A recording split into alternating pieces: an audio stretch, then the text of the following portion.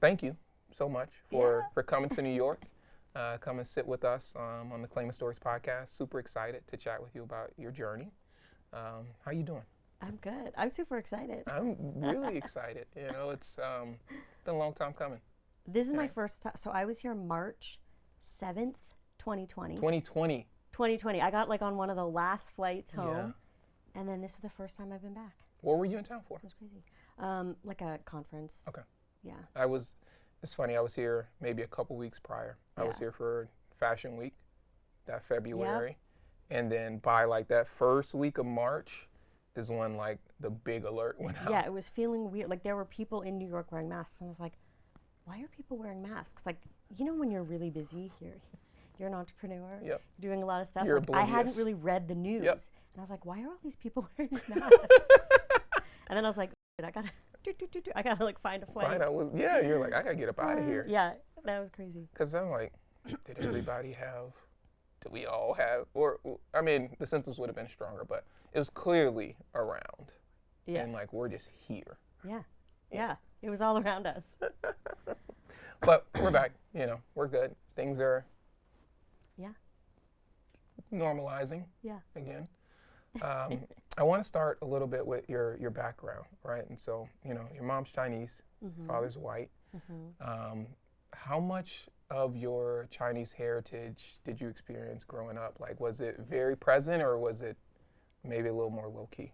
Yeah. Hold on, sorry, there's something. Oh, you're fine. I think I got it. So I grew up in Los Angeles. Yeah. So when I was in Los Angeles, my Chinese grandparents lived maybe a mile from us. So we were over there for like Sunday night dinner all the time. So I grew up around my Chinese culture. Yeah. But then my family moved to Canada, and not like a big city like Toronto, which I think is like one of the best cities in the world. We moved to like this tiny little town, which was all white, like all white. So in high school on, I didn't have that. You didn't have any of that familiarity, and your grandparents stayed in Los Angeles. Yeah, they were in Los Angeles. What age were you when you moved? 14.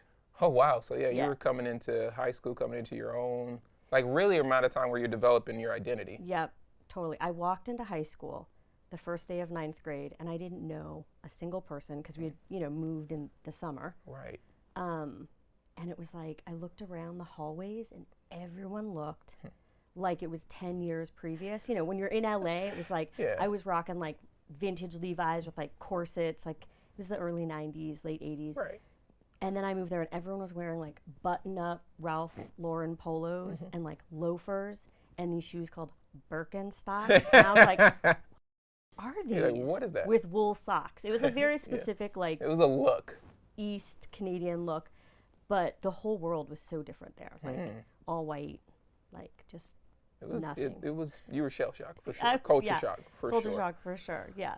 Take me back to your grandparents for a moment. And so, you're spending time with them. They were also entrepreneurs, right? Yeah, so they're the only people in my family that have that entrepreneurship tie. And they owned a Chinese laundry in Hollywood, Beverly Hills-ish, so in a white neighborhood. Where they were not allowed to buy property. LA is very like segregated when it comes to property. What do you mean not allowed to buy property? Like legally or like? Yeah, legally. Like legally. I mean, this is why a lot of LA is like racially so segregated, because you could not buy property if you were Chinese. You could only buy in certain areas of the city, which is the same thing. Yeah. For like all races. I mean, like everyone other than white. We definitely experienced that in Portland. Like they're like literally for like decades. Yeah.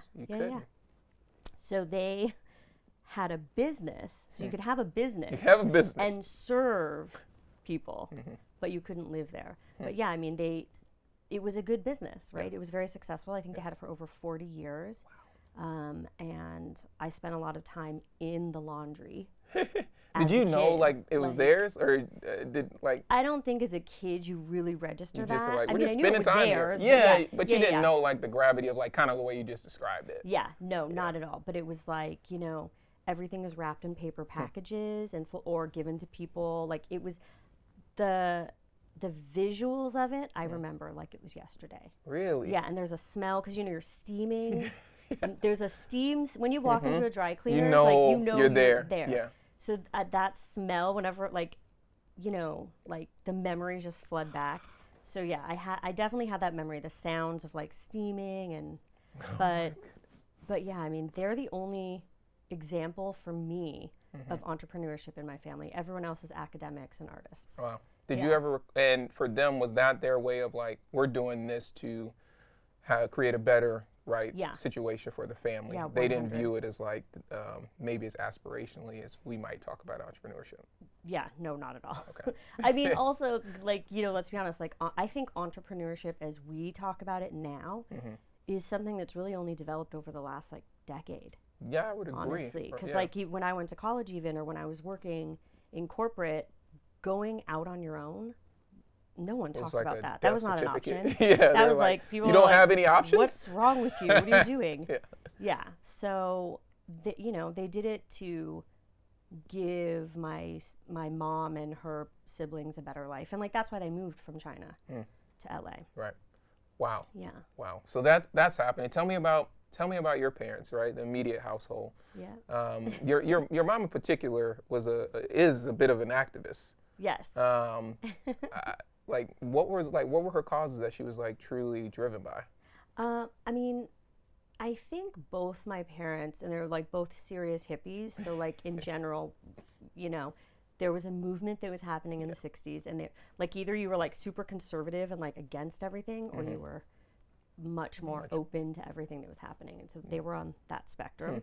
My mom went to UCLA on full scholarship, which all of her siblings did, which just shows, like how my grandparents like Asia. I'm just gonna throw like I have first gen, so I didn't get that, but my mom like you had to have an A. Nothing else was acceptable. So all of them went to UCLA, and while she was there, she helped start the Asian American Cultural Studies Center. So I think that was 1969. Okay. But she was also leading a lot of marches. Wow. And in with a lot of the other like groups that were, all advocating for like different human social rights. Causes and and then I'm like, do I tell the story? I mean, it's out in the it is out in the world. So tell it. So my mom and a bunch of other students kidnapped UCLA's president and held him for days, which is, a serious offense. Yeah. But in the cafeteria, so they had food the whole time. Obviously, it was a peaceful kidnapping. And they were trying to get rights for the workers who were mostly Latino. So they were trying to get work for the cafeteria workers. Oh, okay. It was very specific. Yeah. But so since that, plus her ties to all of the different groups that she worked with, the FBI followed her for like months and months. Oh, wow. And how old was she? She was in school at this time? She was in college. But we just found this out recently. Your parents don't really... Yeah, they always like... It's so funny how that happens, right? It'll just like randomly come up and they'll be like super low-key about it. And you're like, wait, what? Yeah. Wait, like you were a fugitive. What? The FBI was following you? What? Like, what are you talking about? Yeah. So, I mean, like, I think being an advocate and being a leader and a community leader is like on all of the sides of my family. And I think anyone who's an immigrant or comes from like immigrant roots is very much an advocate for change and for hope and diversity. So I think that's just always been in the family. It's hard to be in that and not have an opinion or have like, this desire for it to be different. Yeah. Did any of that rub off on you feel like? Yeah, I mean, it's funny, in high school I was always part of like different groups, and I was really interested in like things like the environment at first. When you're discovering who you are in high school, you're like, okay, and then I had friends who were gay but not out at the time, so then that became like a passion. So it's like you're starting to learn that like not everything is happy and great all the time. Doesn't have the same opportunities. Yeah, so I started to discover that, and then it was leading up to the 2008 presidential campaign that I found myself like not having a job, and I was like, okay, you're single, you don't have kids. This is the only time potentially in your life where you could volunteer. Wow. And I was like, I'm just going to register voters. And that became like a huge passion of mine, like an accidental passion. Yeah. Learning about like the local impact, like local impact of businesses, local impact of voting locally. Like, I don't care if you vote for president. Right. You need to vote for like sheriff. And see, that's the teacher, stuff that's like, so important that doesn't get talked about enough. No one talks about it. And I'm like, you need the people running your city to be good people. Yeah. Like the people who are creating the school curriculum, like you want those to be good people. So that's super important. So I like dove into that world of like this local politics, and I was like, oh my God, this is so cool. Like there's so much going on. Wow. Yeah. What did your mom think about that? Well, at the time she thought I was kind of losing my mind because I wasn't working. Right. So I was volunteering. And this you were in LA. Yeah, okay. I had moved back to LA. And so early we talked a little bit about you your family moved when you're 14, right, to Canada. And then for school, college, you would end up going out to Toronto, right? Yeah. And you majored in journalism. Yeah. And you would end up going down this career path a bit, right? Tell us a little bit about that before we go back into the why you were in LA in 2008. Yeah. But what was that the first career? Yeah, that was the first and only career other than entrepreneurship, really. Okay. So I majored in journalism. Yeah. Loved to tell stories. And like learning about people and things, like I've just always been very curious. And I think a lot of people who go into journalism school are curious individuals, and they're like, I just want to find out about stuff and then tell the world about it. I was never into hard news. Like I did not want to report about. I'm not trying to. Like not into that. That depressing I was stuff. super into like design, architecture, art, theater. Like those are things I wanted to write about. I ended up getting headhunted out of fourth year. So like I don't actually have a college degree. I never finished.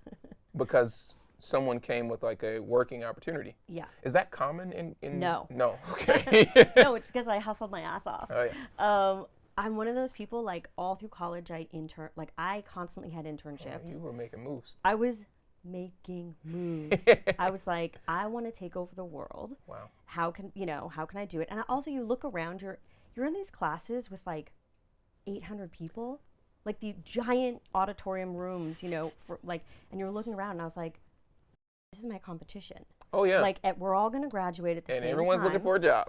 How many jobs are out there? In Not this many. Right. So I was always getting internships, and I happened to land an internship at Much Music, which back in the day was Canada's MTV. I didn't realize that perspective on it. Yeah, MTV did not license it to Canada for some weird reason, so they had to create their own music channel, which is called Much Music. Nardwar somehow has become like a TikTok star. Oh yeah, Nardwar is like.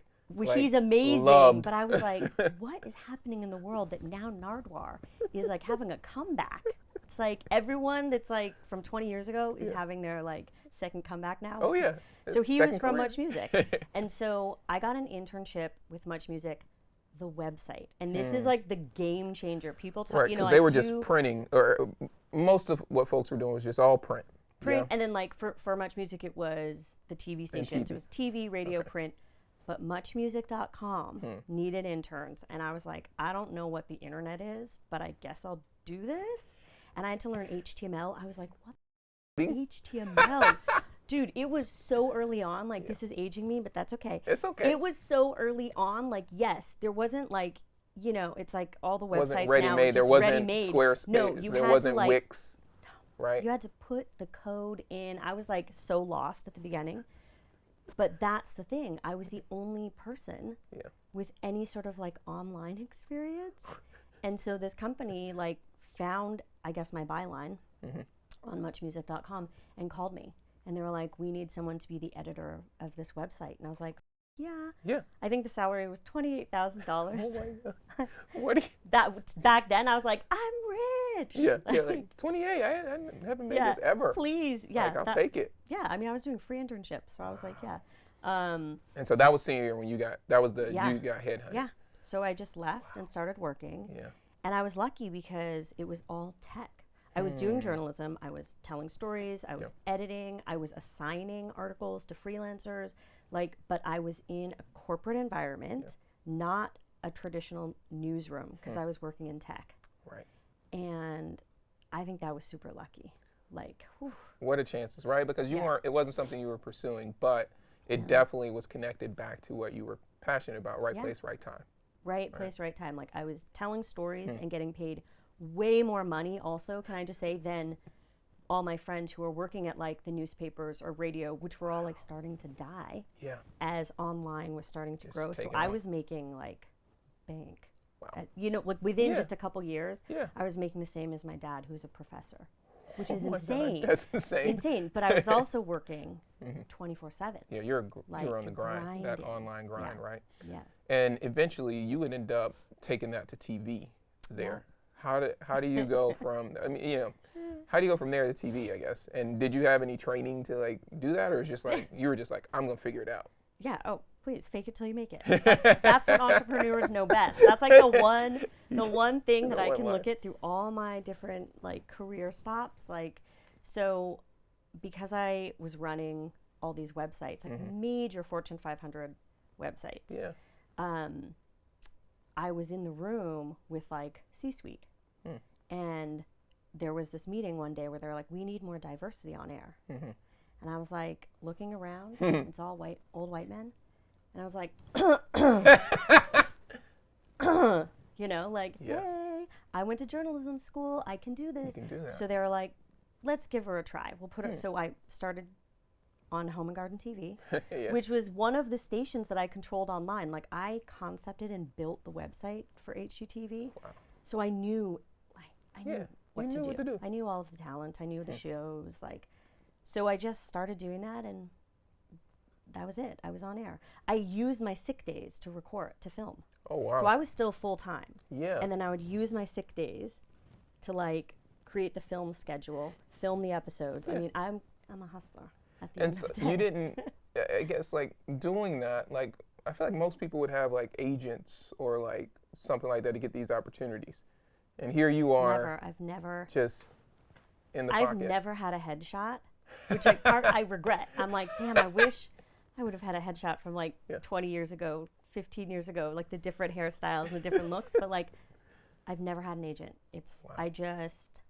I think so much of like what you make in life is relationship building, which I know you know. And so at every point, I've always paid attention to all of the people in the room, but also like especially the people who are like my peers, because in a couple years from there, they're going to be up here. Yeah. It's interesting you have that perspective. And I first sort of really heard that sort of thinking a couple years ago. Issa Rae had done this interview, and she was like, some people focus on trying to just always network up, trying to get these people's attention. And she was like, you could spend a lot more time with your peers, because guess what? They're going to ascend. And now those are the people who know you, will vouch for you, and ultimately end up giving you an opportunity. Yeah. Right? That's 100. Pretty crazy, but it blew my mind. And that's been my experience. Yeah. Like, and I'm sure, the people at the top don't have time. Yeah. Like, they don't have time. They don't know you. They don't know. You know, maybe they'll take a chance on you, but, like, not really. Yeah. Yeah. So how's that going? How was that career going, and what did you have, I have to imagine you had greater aspirations, because you're a go-getter. You're literally, making, willing what you want into the world. So I have to imagine you're like, what else could I do with this? Yeah, it's funny, because especially like the listeners of a show like this, I feel like so often we're in a place of being in between, where let's say you're working at Nike, or you're working your corporate job, which I did for years, and I was really good at it. I was a beast, honestly. Like a corporate 9-to-5 environment, I thrive. I don't know what it is. You're over there doing laps. I'm like, oh, let me. These people are so lazy. Let me just like. So, like, I love that environment, but I never felt fulfilled. And I always felt like there would be days, like, maybe it's different. I don't want to base on gender, but, like, I don't know if, like, guys ever cry in the office. But, like, I had a corner office, and I'd be in there, and I'd be, like, crying. Because you're just miserable. Miserable. Wow. And I think because I was in between. I was doing something that I was very good at, but I didn't love necessarily. Yeah. And I feel like so many people are in that phase many times throughout their life. It's not just once or twice. Like, people need to understand, like, it happens. It's ebbs and flows. Yeah, like, life is long. You're not going to do the same thing for your whole life. At least I hope not, you know? Yeah. And so I think that, like, at some point you realize that you're meant for bigger things, but you don't know what that means. Like, what's a, you know, I was like, I'm meant for bigger. Right. I don't know what that is. So that I was ambiguity like, is just sitting in between you like, and that. Something doesn't feel right. So you're like, okay, am I going to go take over TV? Like, am I going to be a TV exec? Like, am I going to be a star on TV? And like, at the time, I moved from Toronto to LA thinking to pursue that. Yes. Okay. You know what? The American media is so blah, blah, blah. You know, it's not diverse. It's not, it's all like so by the book. And I was like, I'm going to revolutionize TV. Yeah. What a fool I was. Especially as someone who's never had an agent. And this was 2008 that you had moved like back. Early, so early, that's that. I'd say like 2006. 2006. Okay. I was like just flying to LA with 0 relationships, no headshot, no agent. And I was like, I'm gonna take over TV. Like, so ridiculous. So obviously that didn't happen, but like all the things that lead you to the next thing, like everything's supposed to happen, even the really stuff. And that's what, like, now that I'm older, I realize, like, yeah, I didn't know what I wanted to do. I wanted to do something bigger, but again, I couldn't define what that meant. And I wanted to have more impact, but again, I didn't know what that meant. Right. But now I look back and I go, oh yeah, it was all supposed to happen. I was supposed to, like, not have any money for a while and just be like eating cup of noodles, which I love, by the way. If anyone wants to send me some cup of noodles. You know, like, I did that. Wow. I did that, but it was supposed to happen because it leads you to the next thing and it makes you realize what you want. Right. I think. Or I think what's meant for you. Like, right? Like, it's like everything isn't meant for you. There's reasons why certain doors are closed because it's trying to, like, push you to a certain place, which is ultimately where you should be.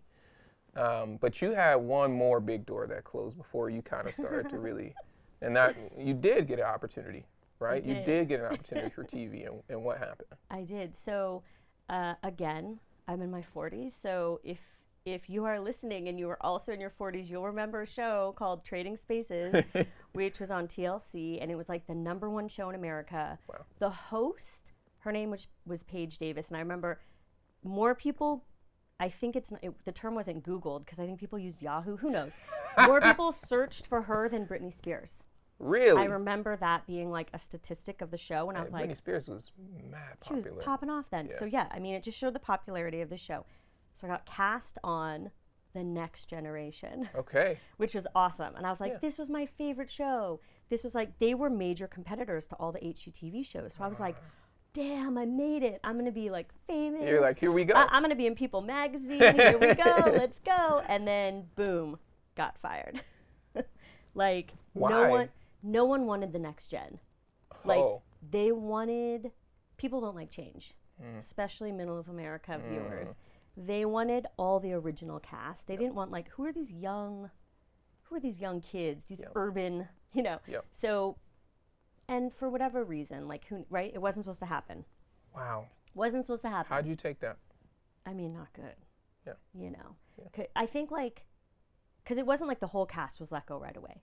Just some of us at the beginning. So I was the first, you know. So you go through this thing of, like, if I was blonde, would they have kept me? If I was, like, more smiley, like smiley all the time, you know, and you self-analyze. Of course. And you're like, my body, my hair, the way that I talk, like, what's wrong with me? What's wrong with me? What's wrong with me? Yeah. Why didn't they like me?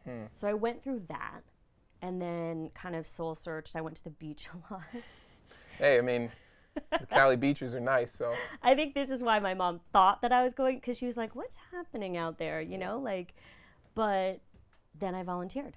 And so that's what led me to volunteer, because I didn't have a job. I was like, I might as well just try this. I had savings. Yeah. And so I was like. Like how much is savings? Like how much runway we talking here? Like not a lot. enough to pay rent. Yeah. But that's why I was eating cup of noodles. Yeah. you know. The craziest thing is that like I had $50,000 sitting in the bank, but I never touched it.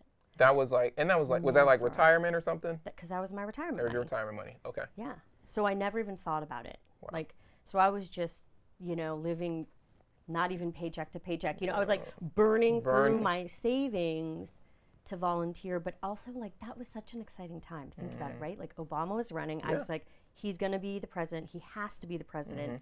Now is the time. I'm going to register voters. I'm going to get people to vote for him. Like I was just super into that. And it's a phenomenal shift in culture, like for all the things you just shared. Totally. And was that for you being someone that had basically, since you were able to, had been working, grinding, aspiring for something, was this kind of your first time where you weren't doing something that was financially related? Yes.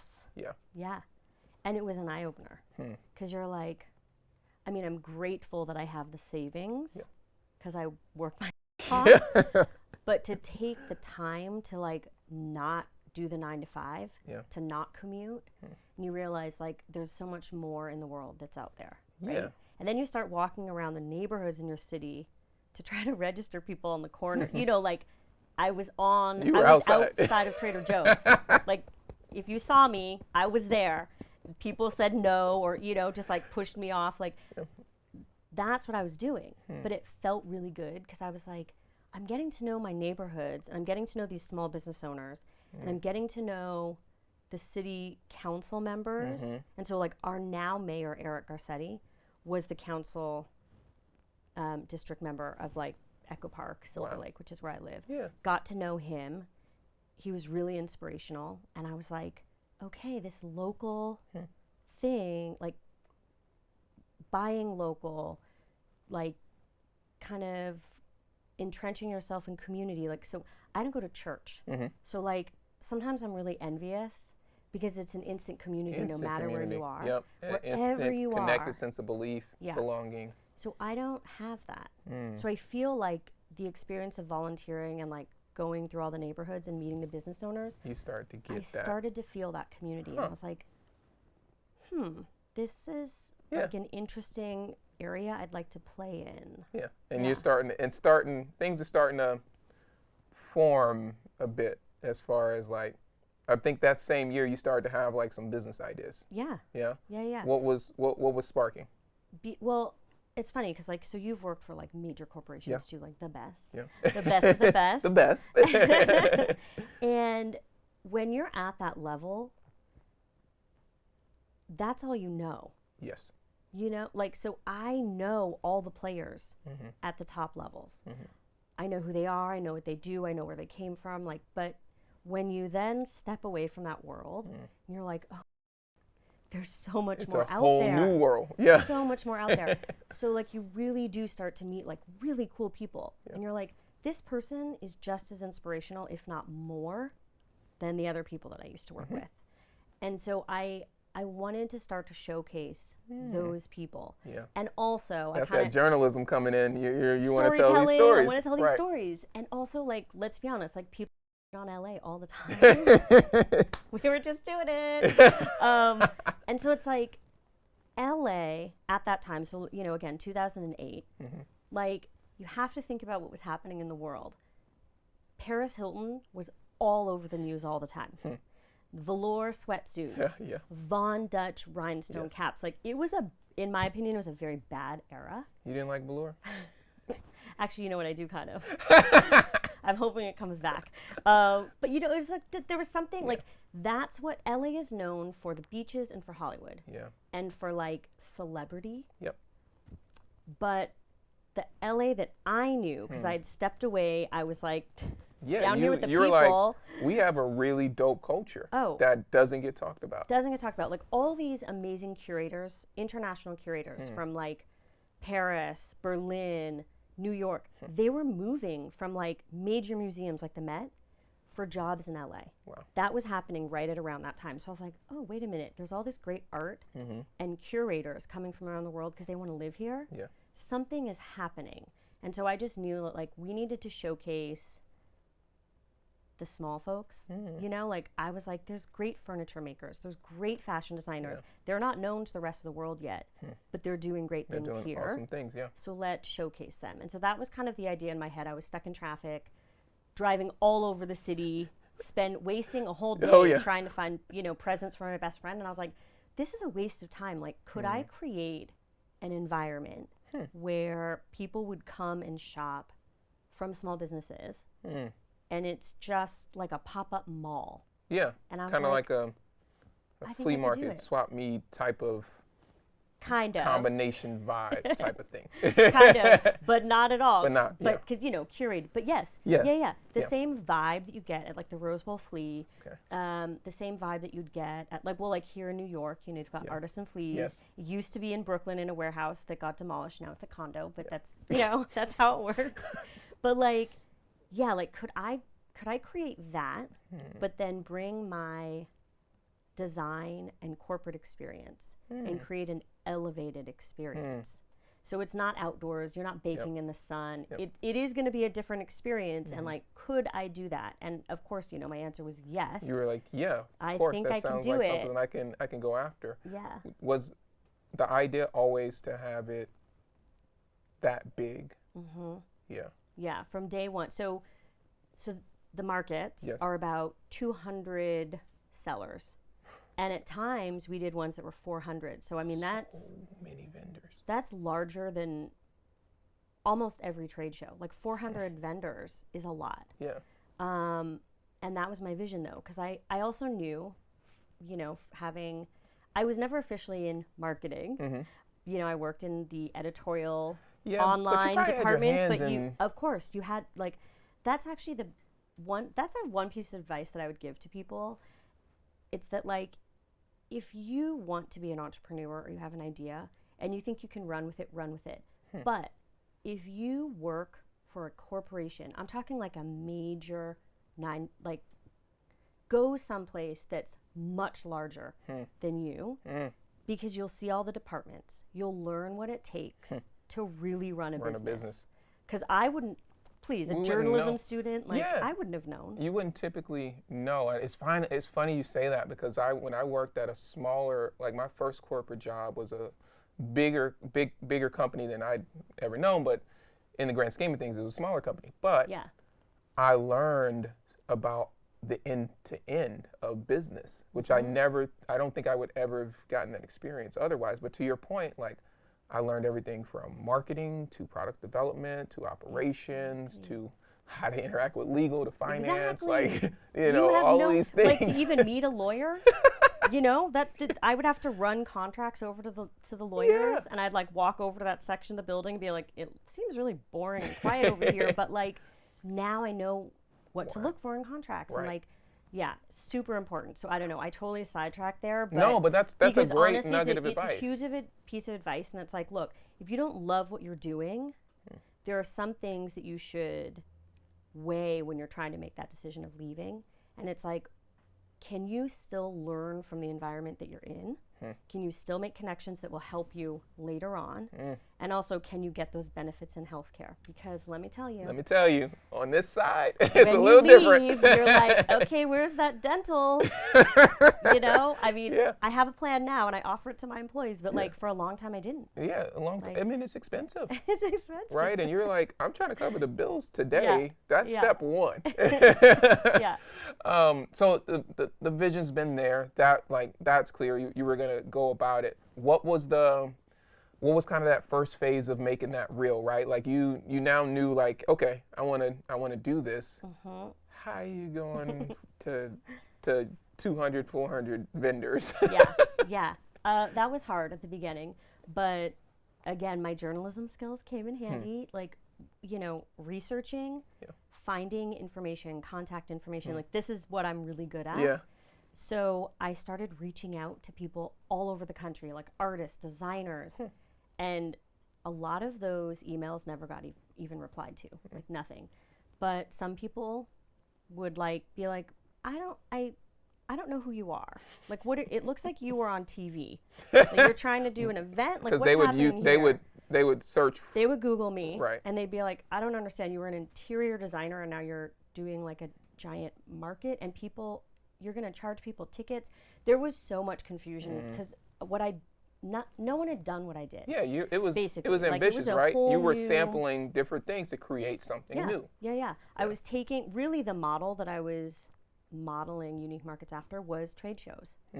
So it was like, okay, I'm going to rent a space, cut it up, and re-rent it. That's the model. Yep. No one else had done that before and charged tickets. Yeah. So it was very confusing to people. Most people were like, no, I'm not into it. Like, I'm not risking whatever I was charging back then, $200. I'm not risking $200 on this. But I convinced 225 people to do it. And that was our first market in 2008, December. How much help? Tell me, how are you pulling this off? Is this just you? Oh, it's me. Replicating I'm a crazy person. that kind of routine, if you will, or that bandwidth that you built up over years, right? Because you kind of hard-coded your brain to be able to work these longer hours, over stretches of days. So it's you.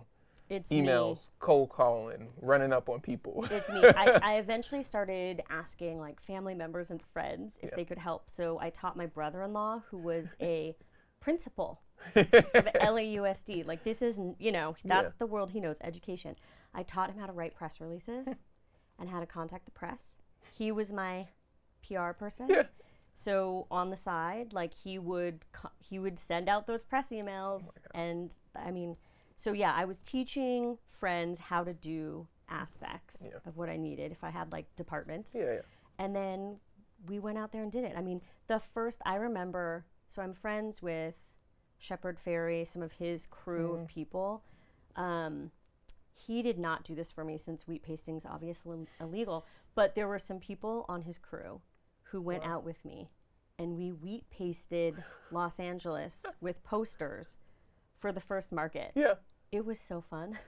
Right, because there's like a sense of a thrill to doing it. Yeah, you gotta, it's quick. Like, there's a method to it. They have a van that's like so disgusting, filled with a glue.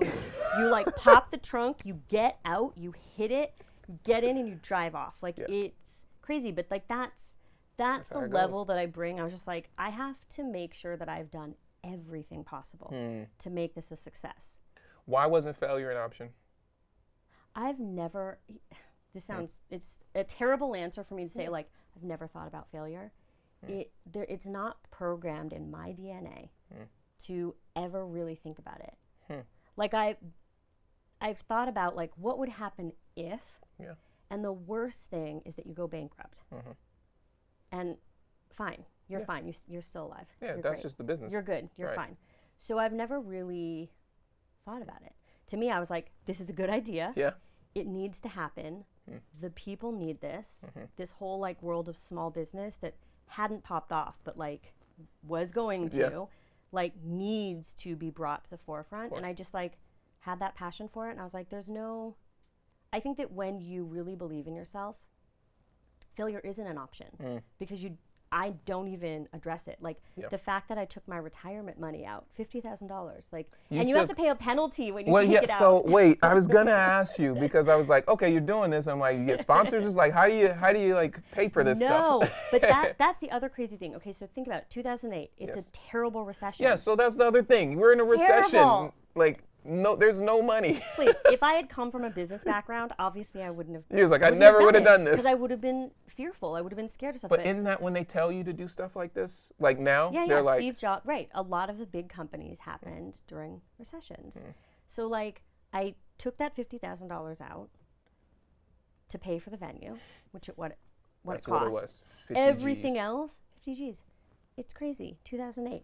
And I mean, I never thought about it. I never thought once. I was never scared about the money. Do you think if you had thought that, it would have impacted your ability to succeed? Yeah, probably. Yeah, because I would have been nervous. I would have created anxiety, and I don't keep a place for anxiety in my life. Yeah. I just don't. It doesn't help. Yeah. It doesn't help. It doesn't help. Like, I can have insecurity about something, but I don't want stress and anxiety in my life. And that's like how I've run the markets this whole time, 13 years. And it's like, I've watched everyone try to take me, all the competitors come up and like they're all gone. So it's like there's something also very zen about that, of just like keep doing what you're passionate about, keep your eye on the prize, like keep your head down and just focused, do it, and you'll do it. Wow. Sounds ridiculous, but no, but yeah, you will. but yeah, it's like, you know, easy said than done, but obviously 13 years, you've proved that is what you've done. In that first one, in the planning and leading into day of and during, did things go wrong? Did things go opposite of plan? Did things get challenging? My God, I have photos from that first market, and I'm like, the line went around the block, and that now I would never let happen, right? I'd be like, no, we need more door people. My mom was there. My mom flew from Georgia for that very first market. We have pictures of her too, and she was. These are the things that go wrong, but like, you know, I would make it down to the front of house, and my mom was individually putting on the you know, like the wristband. She's all like, you know, people have to roll up their sleeves, like doing this. And I was like, Mom, just hand them. Let them do it. Let them do it themselves. So there's like these little things that you don't anticipate, which of course now 13 years in, it's different, right? Smooth. You make the tweaks. We You're know, like, we know everything. We anticipate everything, and it's great. But back then, whew. It was learning, I had no idea right? what I was Trial by doing. error. Yeah. Did you have any folks that you knew that maybe had any sort of crossover experience that could advise? Nothing. None. Wow. I mean, because also if you think, so like the word experiential is like in the language now. Yes. We all throw it around. Yes. 13 years ago, no. Same thing as entrepreneurship. So like no one really did events. Like I know, you know, Aaron who helped start Complex Con and like all of that stuff. Again, all of this stuff we're talking about happened in like the last 5 or 6 years. You're right. So like go another 6 years from that, and there's no one. There's no one doing it. So I was like just kind of on an island over here, trying to do my thing. Like, I don't know. Did you ever feel lonely in that journey? Oh, I still feel lonely. You see, yeah. Oh yeah, all the time. How do you deal with that? I mean, it's funny. I think part of why the type of entrepreneurship I decided to do, which is like community building and gathering. people, probably has a lot to do with that. Like, I don't have that, like, I don't have an insular family, so to speak. So I think, like, you create your family. Of course. Your chosen family. So, yeah, I mean, I think that's part of the work that I do is creating that community and trying to further culture in that way. Yeah. The other thing, when I think about our events, even in 2008, is that when you look at photos and video throughout all the years, it's so diverse. Like you look at the tape and you're just like, wow, because you go to other events in LA. And again, this does have a lot to do with like how they redlined the districts back in the day when the laws were created. But it's like a lot of large events that happen in Los Angeles, whether it's like a festival or fair, they're still like pretty segregated. Which is weird. Yeah. Like that's just also it's a city where everyone has to drive. There's so a you're lot not of factors. So if you're there and if that community's built that way, other people aren't coming. They're like, no, I'm in my pocket. Their community, right? Yeah. So Unique Markets has always from the beginning attracted like so many different types of people. And that's one thing that like I have to say I'm so proud of. And like even looking at like now that events are finally truly back. We're back. Truly back. Yes. I was looking at tape from the very last one, which was just about a month ago. And it's phenomenal because like we have like 70-year-olds and then we have like what I like to call now the TikTok kids. Yeah. That is super cool to see because that's something TikTok wasn't big before the pandemic. No. So we didn't have the TikTok kids. Now we have like all these kids like that are walking around with their phones and like showing products and like that to me is super exciting. That's exciting. Because it's like the next generation. Yep. And we have small businesses that take part. So they're fashion designers, they're jewelry designers, and they've told us, like, I came to the market 7 years ago with my mom when I was in high school.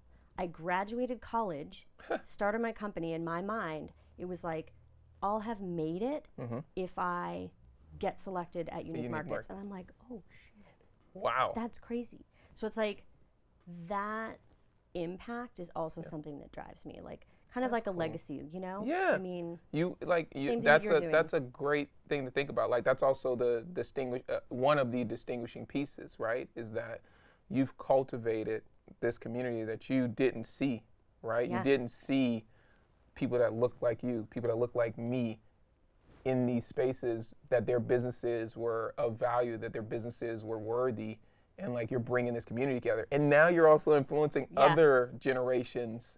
It's like crazy. That's really cool. It's cool. That's what, like that's what, like, I think that's like what you can hope for, is that like at the end of the day you go home, you're exhausted, but you feel like you've made some sort of an impact. Yes. Not everyone feels that way, but that's how I feel. Yeah.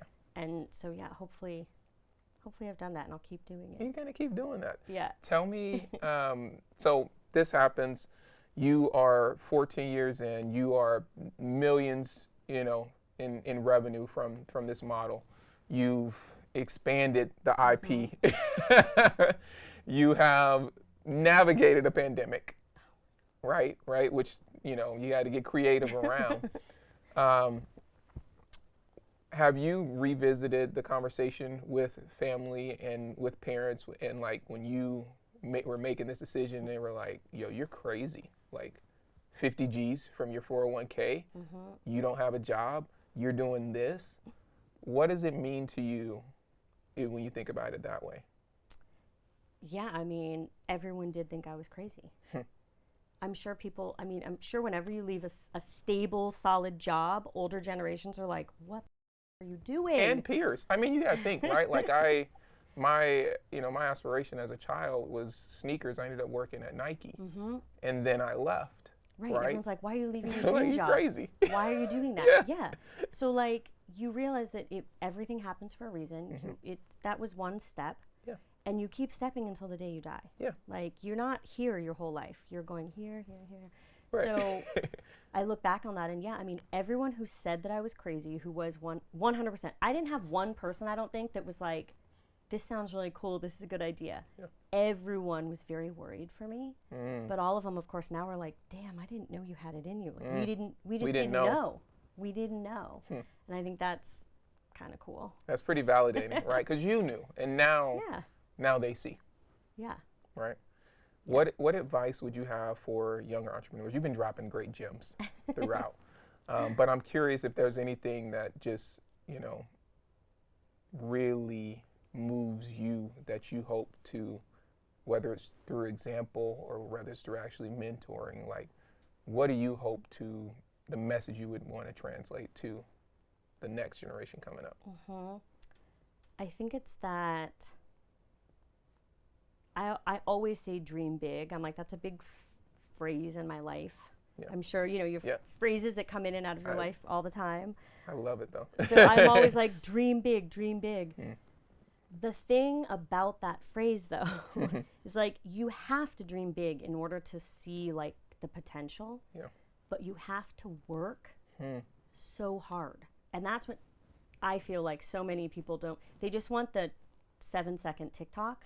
They want the like rush of like double tapping and liking and like, oh yeah, that's so inspirational. That quote's so inspirational. I'm like, okay, so dream big, but you have to work really, really, really, really hard. You're probably gonna like get depressed. You're probably gonna feel lonely. You're probably gonna question yourself, like, did I make the right decision? Yep.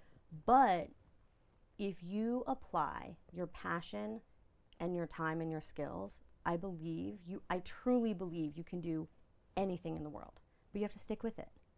You can't like think about it for a second, try it for a summer and give up. You have to keep going to get to that dream. It's not like an easy thing to pull in. No, you have to work, and it takes years. Like another saying that I love for people to think about is like, it's not an overnight success. It's overnights. Overnight success. That we shouldn't be like, oh, they're an overnight success. No, they probably took them 7 years.